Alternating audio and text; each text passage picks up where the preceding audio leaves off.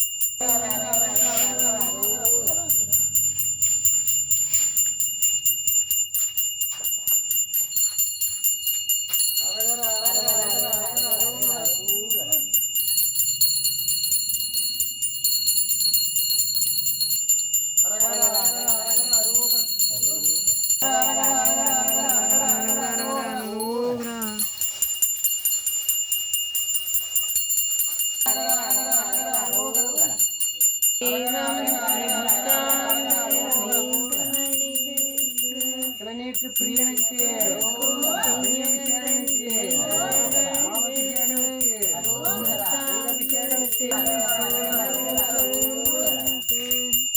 தேவனடி ஆராத இன்பம் அருளும்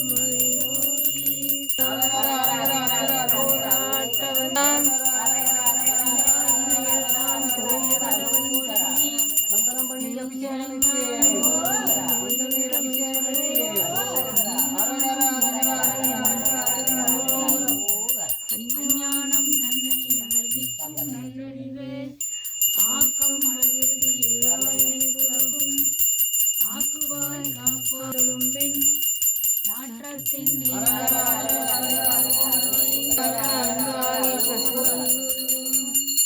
நலந்தான் இல்லாத செய்யேற்கு நல்கி நிலந்தன்மைய வந்தருளி நீகழல்கள் காட்டி ஞாயிற்களையாய் கிடந்த தேனார் அமுதே சிவபுரம்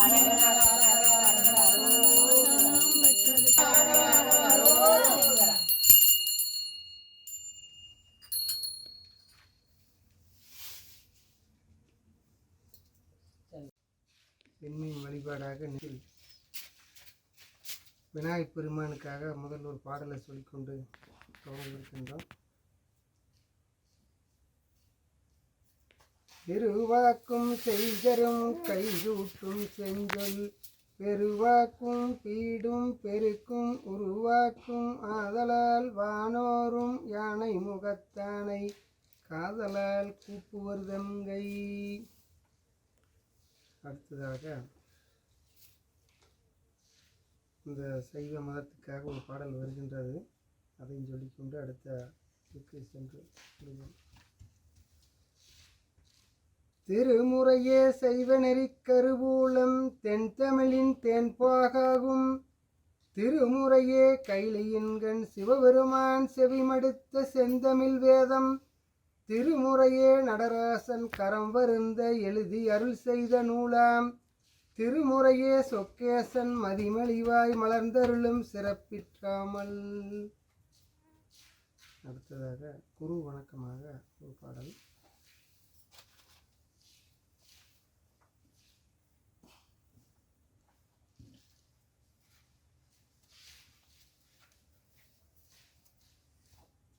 குருவே சிவமெனக் கூறினன் குருவே சிவமென்ப குருவே சிவமெனுமாய் கோமனுமாய் நிற்கும் குருவே உரையுணர்வற்றதோர் கோவே அடுத்தபடியாக நால்வர் பெருமக்களாக அவங்க நமக்கு தேவாரம் திருவாசகம் தந்தருளிய சிவனடியார்களுக்காக ஒரு பாடல்,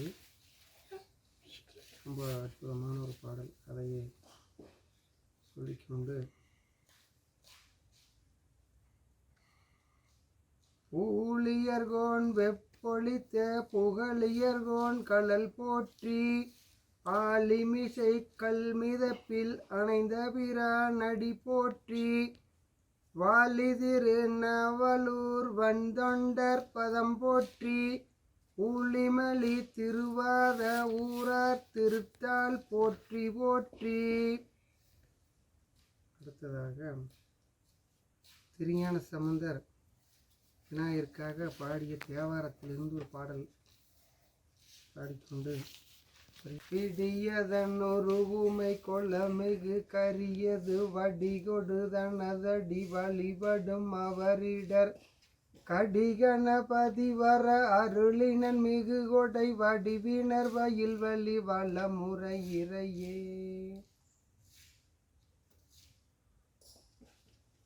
ஓம் நமச்சிவாய, ஓம் நமச்சிவாய, ஓம் நமச்சிவாய. கடந்த மாதம் அருள்மொழி தேவரின் அரிய திருப்பணி என்ற தலைப்பில் அடியார் பெருமக்களாகிய 63 நாயன்மார்களில் அருள்மொழி தேவரின் அரிய திருப்பணி பற்றி சிந்தித்தோம். அவர் உலகெல்லாம் உணர்ந்து ஓதற்கரியவன் என்று சொல்லக்கூடிய அந்த பாடல் வரை சிந்தித்தோம். இப்பொழுது அதன் தொடர்ச்சியாக வருகின்றது. அந்த பாடல் மீண்டும் ஞாபகப்படுத்தி ஆரம்பிக்கின்றோம். உலகெல்லாம் உணர்ந்து ஓதற்கரியவன் நிலவுலாவிய நீர்மலி வேணியன் அழகில் சோதியன் நம்பளத்தாடுவான் மலர் சிலம்படி வாழ்த்தி வணங்குவான். அந்த அருள்மொழி தேவர் என்று சொல்லக்கூடிய அவர் தில்லையிலே நடராஜ பெருமானுக்கு முன்பு அவர் எடுத்து கொடுத்த அடியாக உலகலாம் என்று சொல்லக்கூடிய அடியிலிருந்து அந்த பாடலாக பாடி பின்பு இந்த பெரிய புராண தொகுப்பை இயற்றியதாக வரலாறு சொல்கின்றது. அதன் தொடர்ச்சியாக அவருடைய புராண வரலாற்றை இப்பொழுது சிந்திக்கின்றோம். அந்த பாடலை பாடிக்கொண்டிருக்கும் பொழுது ஆயிரக்கால் மண்டபத்தை அடைந்து அங்கே அமர்ந்து இறைவனை தியானித்து தொண்டர்களின் வரலாற்றை காப்பியமாக பாடத் தொடங்கினார். அப்பொழுது எப்படின்னா பாடலாகத்தான் இந்த புராணத்தை பாடலை 63 நாயன்மார்கள் ஒவ்வொருத்தரையுமே பாட்டு கவியாகத்தான் அவங்க பாடி வச்சுருந்தாங்க. அந்த ஓலைச்சுவடியில் ஏட்டில் எழுதி வச்சுருந்தாங்க. பின்பு வருங்காலத்தில் அதை புராணமாக வரலாறாக மாற்றி ஒவ்வொருவருடையதை பிரித்து கொடுத்துருக்குறாங்க நமக்கு. நாட்கள் சென்றன. சிவனர் செல்வர்களின் வரலாற்று காப்பியம் நாளுக்கு நாள் வளர்ந்து வந்தது. அதாவது இந்த 63 நாயன்மார்களுடைய வரலாற்று காப்பியம் என்பது அவர் ஆரம்பத்தில் சீக்கிரம் விரைவாக நாம் இந்த காவியத்தை செய்து முடிச்சிடலாம்னு ஒரு எண்ணம் இருந்திருக்கு. இறையருள் கிடச்சி போச்சு, மிக விரைவாக செஞ்சிடலாம். ஆனால் அந்த காப்பிய வரலாற்றுக்குள்ளே போகும் பொழுது நிறைய அவங்க பணி செய்து இறைவன் அருள் பெற்று தளந்தளமாக போய் வழிபாடு செஞ்சு நிறைய பேர்த்துக்கு வழி சொல்லி வந்ததுனால அது தாமதமாக ஆகிட்டுருக்குது, போயிட்டுருக்குது, வளர்ந்து கொண்டே வருகிறது. தலைநகரிலிருந்து அனவாய சோழன் என்பது அரசன். அவ்வப்போது புராணம் எவ்வளவு தூரம் முடிந்திருக்கிறது என்று அறிந்து வர தூதுவர்களை அனுப்பி வந்தான். அந்த வேலை முடிஞ்சுதான் அடிக்கடி அரங்கேற்றம் பண்ணுறதுக்காக சோழ மகாராஜா அனவாய சோழன் கேட்டுட்ருக்கிறாப்புல. ஆனால் இங்கே வேலை முடிஞ்ச பாடு இல்லை, வளர்ந்து கொண்டே போயிட்டுருக்குது. அவர்களுக்கு தில்லை வந்து அமைச்சரை வணங்கி அரசனால் அனுப்பப்பட்ட காணிக்கைகளை சமர்ப்பித்து புராணம் பற்றிய விவரம் அறிந்து சென்று தெரிவித்தனர். இந்த அளவில் இப்போ போயிருக்குதுங்க. ஒரு 10 பேர் காப்பியாக வரலாறு ஆகிருக்குதுங்க, 15 பேர் ஆகிருக்குதுங்க அப்படின்னு அதை போய் இங்கே சொல்லணும். இன்றைக்கி வந்து தபால் போட்டோம்ங்க, தந்தி போட்டோம். அப்புறம் பிறகு இப்போ வந்து செல்ஃபோன் வந்ததுக்கப்புறம் எல்லாத்துக்கும் அவங்களுக்கு நேரடியாக ஒரு செய்தி எட்டுற அளவுக்கு விஞ்ஞான வளர்ச்சி உருவாகிருக்குது. அன்னைக்கு அப்படி ஒரு காலகட்டம். அரசன் அடைந்த ஆனந்தத்துக்கு ஓர் அளவில்லை. நற்செய்தியை கொண்டு வந்தவர்களுக்கு பொன்னும் மணியும் வாரி வழங்கினார். அந்த செய்தியை கேட்டு சொன்ன அரசன் மகிழ்ந்து அவங்களுக்கு சன்மானமாக நிறையா கொடுத்து ஊக்குவிச்சிருக்கிறாங்க. பிறகு உடனே புறப்பட்டு வந்து சேருவதாக தில்லைக்கு செய்தி அனுப்பினான்.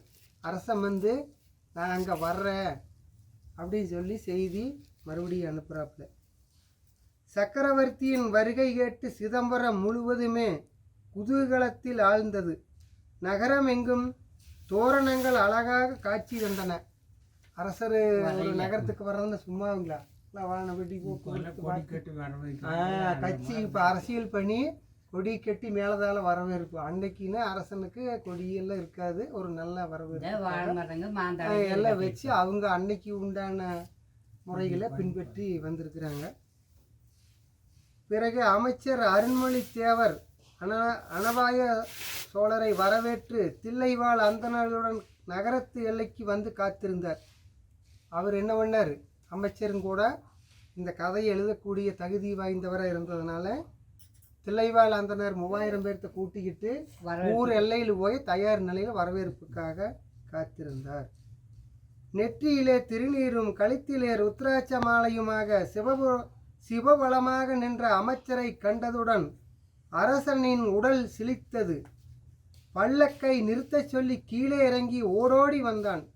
அரசன் எப்படி ஒரு காட்சி அவனுக்கு கிடைச்சதுன்னா, நெற்றியிலே திருநீர், கழுத்திலே ருத்ராட்ச மாலையும் சிவபலமாக அமைச்சர் மாறிவிட்டார். இந்த புராணத்தை எழுத போன உடனே மாறி அந்த அளவுக்கு தோற்றம் வந்து பலமாக மாறி அமைச்சரை கண்டதும் அரசன் என்னாச்சு?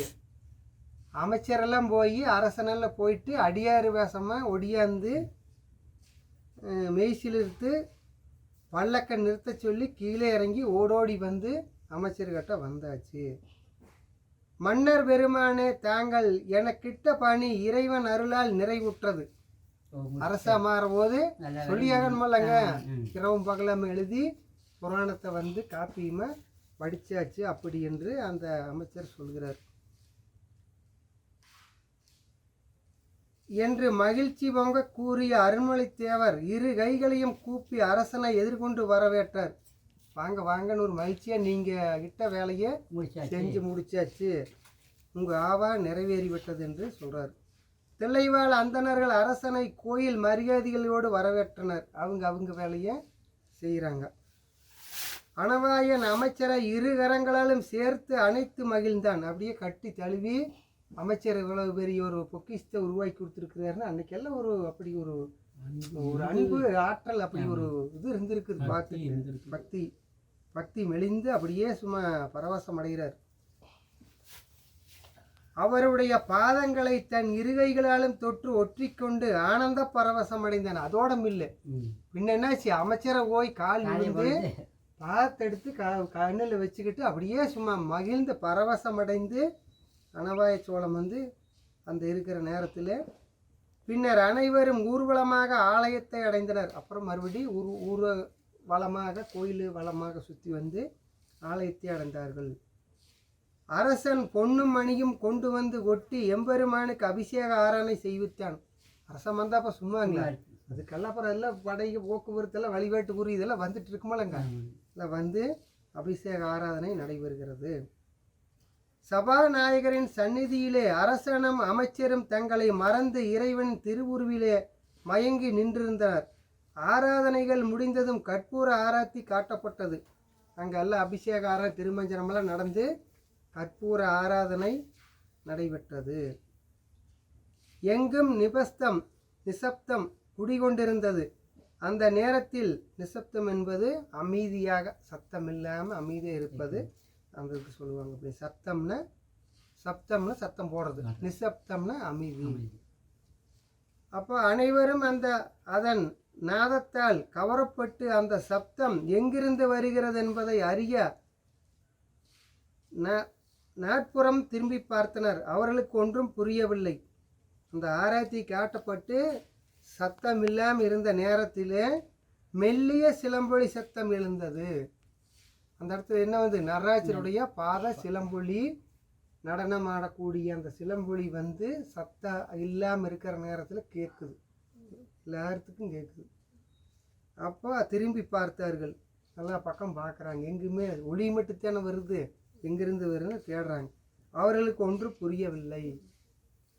பிறகு அப்போது கணீர் என்ற ஒரு குரல் மேலிருந்து கேட்டது. எப்போ தேவ குரல் அல்ல, அசரீரிங்கிறது மேலிருந்து தான் கேட்கும். அனவாய சோழனே, உலகெல்லாம் என நாம் அடியெடுத்து கொடுக்க சேக்கிலான் நம்முடைய அடியார்களின் திருத்தொண்டுகளை பற்றி வரலாற்றை புராணமாக பாடி முடித்திருக்கிறான். நீயும் அதை கேட்டு இன்புறுவாயாக என்று அந்த செய்தி வருகிறது. சேக்கிலான் அது அருண்மொழித்தேவருடைய பேர் சேக்கிலார் என்பது அந்த இடத்துல கொண்டு வராங்க. அப்போ தான் வருது. என்னை இவங்க ஆமாங்க, அருண்மொழித்தேவராக இருந்தவர் இந்த நாயன்மார்களை சேர்த்து ஒரு கதையாக வடித்ததுனால சேக்கிலாருங்கிற ஒரு பேர் சாமி சொல்கிறார், சாமியே சொல்லிட்டார். அப்போ இதை கேட்டு இன்புறுவாயாக, நீயும் அந்த கதைகளெல்லாம் கேட்டு மகிழ்ந்து இரு அப்படின்னு சொல்லி சாமியை உத்தரவு போட்டாங்க. அனவாயன் கண்களிலிருந்து ஆனந்த கண்ணீர் பெருக்கெடுத்து ஓடியது. அரசனுக்கு அப்படி சொன்னால் சும்மாவா இருக்கு, ஆண்டவனே நேரில் சொன்ன அருமையான ஒரு அப்படியே ஒரு அருள் உற்சாகமாக அப்படியே அரசன் என்ன பண்ணுறதுன்னு தெரியாமல் பெருக்கெடுத்து ஓடுது. நெடுஞ்சான் கிடையாக விழுந்து பகவானை நமஸ்கரித்தான். அப்படியே நீளமாக அட்டாங்கமாக விழுந்து வணக்கம் செலுத்துறாப்புல. தன் வாழ்நாளிலே செயற்கரிய செயல் ஒன்றை செய்து முடிக்க இறைவன் அருளியது பற்றி பலவாறு போற்றி கொண்டாடினான். இந்த மாதிரி ஒரு நிகழ்ச்சி நடந்தால் நம்ம உற்சாகம், அதாவது அருள் உற்சாகம் வந்துட்டா இறைவன் மேலே என்ன பண்ணுறதுன்னு தெரியாமல் ஆனந்த கூத்தாடி பரவசமாகி அப்படியே சும்மா போற்றி பலவாறு சொல்லி பாட்டு பாடுறது, இது பண்ணுறது அது பண்ணுறது, அப்படி எல்லாம் எதை அவனுக்கு தெரிஞ்சதெல்லாம் சொல்லி வணங்குறாப்புல. அமைச்சர் பெருமானே, தங்களால் இயற்றப்பட்டுள்ள தொண்டர்தம் வரலாற்றினை தாங்களே எடுத்து கூறி விளக்க சொல்ல வேண்டும், அதுதான் சிலாக்கியமானதும் ஆகும் என்று கோரிக்கையை ஏற்றுக்கொள்ள வேண்டும் என்று இறைஞ்சினான். அமைச்சர்கிட்ட சேக்கிலார் பெருமான் கிட்ட, அருண்மொழித்தேவராகி சேக்கிலார் பெருமான் கிட்ட அனவாய சோழன் விண்ணப்பம் வைக்கிறப்ப நீங்கள் தான் இதுக்கு இந்த காப்பியும் படித்தது பொருள் விளக்கம் போக்குவரத்து எல்லாம் சொல்லுங்க, அப்போத்தான் எங்களுக்கு தெரியும் அப்படின்னு விண்ணப்பம் போட்டாச்சு. மெய் சிலிர்க்க அமைச்சர் அரசனின் வேண்டுகோளை பணிவுடன் ஏற்றுக்கொண்டார். அரச கட்டளைன்னு சும்மாவா, ஏற்றுக்கொண்டு சரி அப்படின்னு சொல்லி ஒப்புக்கொண்டார். அரசன் தன்னுடன் வந்திருந்த அதிகாரிகளை அழைத்தான். சித்திரை திருவாதிரை நாள் ஈசனுக்கு உகந்த நாள், அன்றைய தினமே ஆரம்பித்து விடலாம், சிவநேயர்களுக்கு அழைப்பு அனுப்புங்கள் என்று உத்தரவிட்டான். அன்னைக்கே அழைப்பு விடுத்து அந்த நிகழ்ச்சியை கொண்டாடி இருக்கிறார்கள். ஏதோ அடியேன் சிறு அழைப்பு கொடுக்குறேன் உங்களுக்கு, நீங்களாம் வந்திருக்கிறீங்க, இறையொருள் பெற்று ஆமாங்க அழைப்பு கொடுத்துருக்கிற இறையொருள் பெறுவதற்காக நாம் முயற்சி செய்து கொண்டிருக்கிறோம். அதை செம்மையாக பயன்படுத்திக்கல எல்லோரும் கலந்து. சித்திரை திருவாதிரை, இப்போ மார்கழி மாதத்தில் திருவாதிரை மங்களி நோம்பின்னு சொல்லுவோம் நீங்கள். அப்போ மார்கழி மாதம் நடராஜருக்கு திருமஞ்சனம், ஆருத்ரா தரிசனம், இப்படி எல்லாம் நம்ம கேள்விப்பட்டிருக்கிற பேரூரில் சிதம்பரத்தில் மற்ற கோயிலெல்லாம் நடக்குது, நம்ம செஞ்சேரி மலையிலையும் நடக்குது, பார்த்துருக்குறோம். ஆனால் இவங்க என்ன சொல்கிறாங்க, சித்திரை திருவாதிரை, சித்திரை மாதத்தில் திருவாதிரை. வேறு எங்கள் பேரனுங்க சித்திரை திருவாதிரை பிறந்தவர் சித்திரை மாதத்தில். அப்போ அதனால இறைவர்கள் கொஞ்சம் அதிகமாக இருக்க மாட்டேருக்குது, அதனால கட்டுக்கடங்காமல் சாமி எல்லா வேலை செஞ்சிட்ருக்குது. நான் ஈசனுக்கு உகந்த நாள், அந்த நாள் வந்து ஈசனுக்கு உகந்த நாளாக இருக்கிறது. அன்றைய தினமே ஆரம்பித்து விடலாம் என்று அரசன் சொல்லியாச்சு. சிவநாயர்களுக்கு அழைப்பு முடக்க சொல்லியாச்சு. வர சொல்லுங்க. சும்மா நம்மளே கேட்டுட்டு இருக்க முடியும். உலகத்தில் உள்ளவர் அத்தனை பேரும் வந்து இந்த கதையை கேட்க கூப்பிடு அப்படின்னு சொல்லி போட்டாச்சு. இப்போ இந்த கதை சொல்றதுக்கு நீங்கள் 10 பேர் இருக்கிறனால தான் நான் சொல்ல வேண்டிய கடமைக்கு ஆகிறேன். இல்லைன்னா புத்தகம் வீட்டில் இருக்கு, நான் நேர்ந்த நேரம் படிச்சுட்டு கம்முன்னு எடுத்து வச்சுட்டு போயிட்டு இருக்க வேண்டியதுதான். அவ்வளவுதானுங்க. அப்புறம் திருமந்திரத்தை 5 வருஷம் படிச்சுங்க. 5 வருஷம் படித்து அதை மனப்பாடம் பண்ண முடியல. ஏதோ ஒரு சில பாட்டுக்கு தான் மனப்பாடம் ஆச்சு. 5 வருஷம் அது பொருளும் கருத்து இவ்வளவு பெரிய புத்தகம். 5 வருஷம் படிச்சு என்ன பண்ணுறாங்க. மற்ற வேலையில் கவனிக்கிறனுங்களா, நினைச்ச நேரத்தால் பயன்படுத்த முடியுது. அதனால